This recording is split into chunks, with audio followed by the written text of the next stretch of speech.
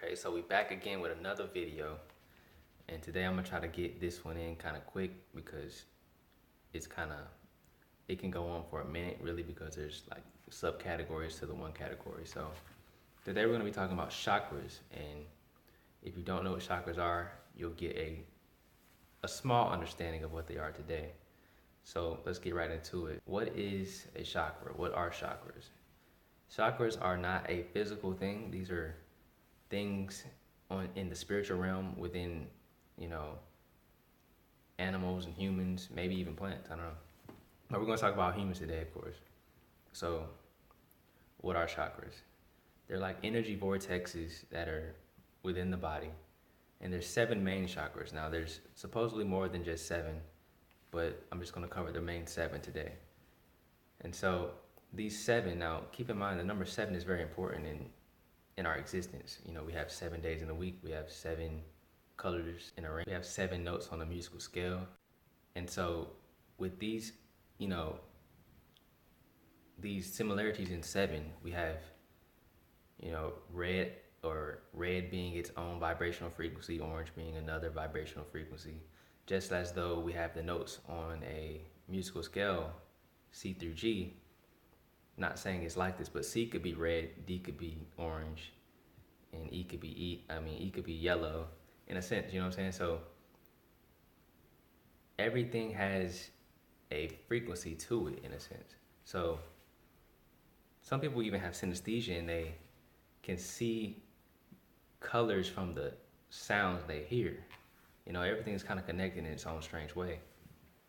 But since we are light beings, and you know, whenever, you know, we're light beings and our physical bodies are made up of water, a lot of water. So, you know, when you see a rainbow in the sky, the light hits the rain in the air and creates a rainbow.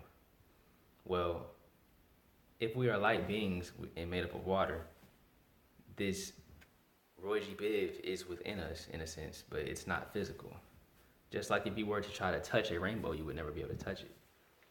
But anyway, so let's get right into the first chakra, the root chakra. Now this one is attributed to the color red, and it has to do with survival and security. And when it's out of balance, most people are vibrating on the vibration of fear and ego in a sense. And so what you want to do, you know, you want to try to get this one back or balanced out is to kind of ground yourself and realize that you are,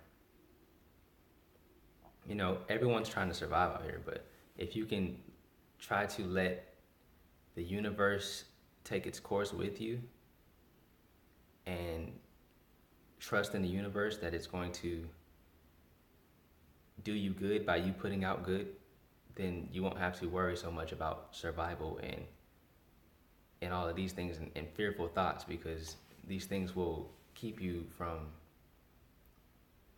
going up to the higher chakras in a sense, elevating and staying down to the lowest vibration. It's located in around the bottom or the base of the spine.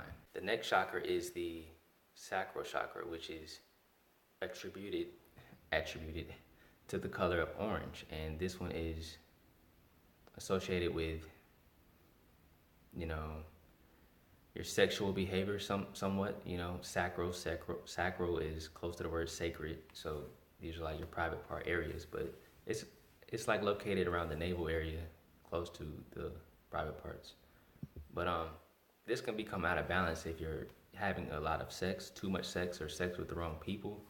If your mind's just focused on sex, which is, you know, like I spoke about before in a previous video, is that it's hard to get away from it when it's everywhere in a sense. But balancing this out would be to manage, you know, your sexual behaviors. And also it can be unbalanced when you feel guilty about the sex you've had, or you just feel guilt in general, you know. So be careful about how much you're using your lower chakras, because staying in the lower chakras also make it harder to rise up to the upper chakras. The next chakra is the solar plexus chakra, which is attributed to the color of yellow. And this one has to do with your willpower, your confidence, your courage, and things like that. And what makes this one off balance is when you have a lot of shame about who you are, you know. And it's located around the stomach area. So, speaking on stomach, a lot of these, well, most of these chakras can be advanced if you eat colored foods that are based on the color of that chakra. So, yellow, you can eat bananas, lemons, squash, whatever, and somewhat heal that area of your body, because you have to remember, I didn't state this before, but each chakra is also attributed to organs in the body and also certain glands in the body. So yeah, so basically believing in yourself and all that can help you, like your willpower to go and be you and have self-empowerment is attributed to the attributed to the solar plexus chakra. The next chakra is the heart chakra, which is attributed to the color of green, and it's located around the heart in the center of your chest. This one has to do with love, forgiveness, compassion, and this is really like the switching point in a sense. Like once you start to activate love, it helps you activate the upper chakras, but once you activate the opposite of love, which is like fear in a sense, it takes you down to the lower chakras, the lower three chakras. And what you want to do is to really balance this one out is really connect to the oneness in everything and not the separation in everything. So basically having love for all beings and all things is the main way to open up the heart chakra. It's just love for the most part. You know, you want to love all things as though they were you, because you are these things. Everything is you, everything is one. Gotta know it. The next chakra is the throat chakra, which is attributed to the color of blue. And basically this one is, I like to say, speak your truth. If you want to balance out this chakra, speak your truth instead of lies. Now lies is what's going to imbalance this chakra, because you know when you're telling lies. So, you know, or gossiping or even talking too much, you know, your chakra can be too open, it can be too much blue going on. So basically you want to speak your truth, you want to speak the truth and stop lying and all that, you know. Because most people, you know, you can be in a situation where you know something's wrong, but you let your throat chakra get blocked off because you didn't speak the truth in that situation. So now you feel a tenseness in your throat whenever you're, you know, around a situation that you see lies going on, or you see the wrong thing going on. You should have spoke up and said something about what was going on and just let your throat chakra shine in that moment. The next chakra is the third eye chakra, which is attributed to the color of indigo. And this one is like my favorite in a sense. It's like the first one, I guess you can say, I kind of came into realization about when I started waking up some years ago. But so it's located around the third eye region, in between the brows, you know. And so this one has to do with your wisdom, clear intuition, imagination, and things like that. And what blocks this one off is falling to the illusions of the world, or thinking about the illusions and not, you know, using your imagination as well. So, and it's also, you know, like I said something about glands earlier, it's attributed to the pineal gland, you know, which is also called the third eye.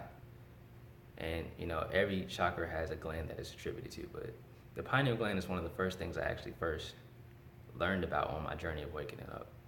I was like, wow, what is this, a third eye? But yeah, so you want to use your imagination a lot more. Start trying to gain wisdom and get rid of illusions. You know, those illusions can hold you back, and you're not able to see clearly with that extra eye. So, yeah, indigo. And the last chakra I'm going to talk about is the crown chakra, which is located up at the top of your head. This one is attributed to the color of violet or purple, whatever you want to call it. And it has to do with universal consciousness, uh,